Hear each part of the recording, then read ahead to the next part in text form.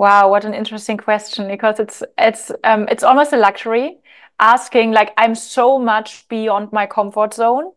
It's almost a luxury or compliment when we end up being in a position where we can ask a question from there, because most people most of the time are stuck in their comfort zone and never come to this point, this glorious point where we are like, oh my God, I have too much process, I have too much trigger, I have too much challenge.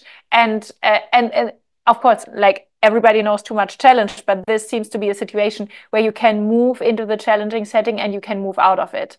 So I would say you should do what is the least according, what is the most, the opposite to your comfort zone. So when I listen to this question, I feel like there is a comfort zone in being in this situation that's full of stress and full of challenge. It feels like there is a fear of missing out if I relax. If I do not expose myself that much to this amount of trigger and this amount of challenge and another fucking possibility for growth, when I don't do that, I end up being a coward, or I end up being stuck in my blind spots. And this fear is something that I would address in the first place. So, in other words, take a test break. Like in a relationship, you don't know if you want to stay there. Let's be friends for 2 weeks and see how it goes. And then we can be this couple again if we want. But prove to yourself that you are free in leaving the setting. Because in many, many situations, we get stuck in something that is highly stressful, highly challenging, highly triggering, but we see the potential for growth and we are stuck in there because it doesn't work. We are not stuck in there because it works. We are telling ourselves the story, oh, I stay here because it's so development promoting. Is it? Question mark. Do you see your potential, or do you access your potential actually? Because it has to actually work. If it just tells you about your potential, if you would work enough on yourself, fuck it, leave it. I think maybe Sonja, maybe this is a blind spot in our scene.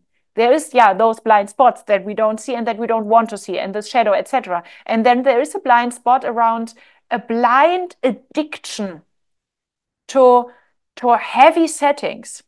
And I know from myself, I have been stuck in, for example, constellations with teachers or with methods. I stayed with them because they have been so expensive, because they have been so hard, because they have been so ineffective.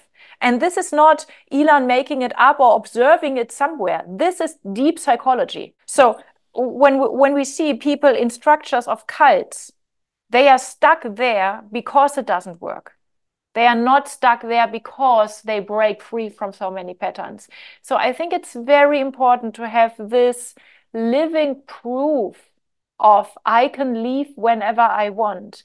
And another thing is, it's almost like, okay, if I, Ilan, leave this teacher and I leave this method, I'm a lost case. I'm hopeless.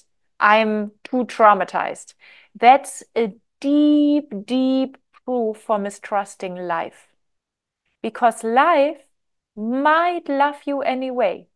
In other words, life might want to teach you with other methods. So leave this teacher, stay open to life, and invite the next teaching setting. You will be learning your stuff, boy, anyway. Don't worry about that. But it's like, don't stay with the humans. Don't stay with the form. Stay with life. Like opening every morning with this, okay, life, teach me. Okay, I'm fucking afraid because I know I'm a coward. I have so many blind spots. If I might add something, teach me in a nice way, life. However, okay, I'm here, ready to go. Teach me. If we pray to life, to the day, to every day of our life, for the rest of our life, like this, it's such an empowering feeling. And I think from there, our addiction to certain settings or teachers or methods will fall apart. Thank you for checking out this content, and thank you for your hunger for more aliveness and more energy and more freedom. I have created a shaking collection where I guide you through different kind of triggers that can happen during the course of a day and that help you using these triggers in order to get into more aliveness and more energy.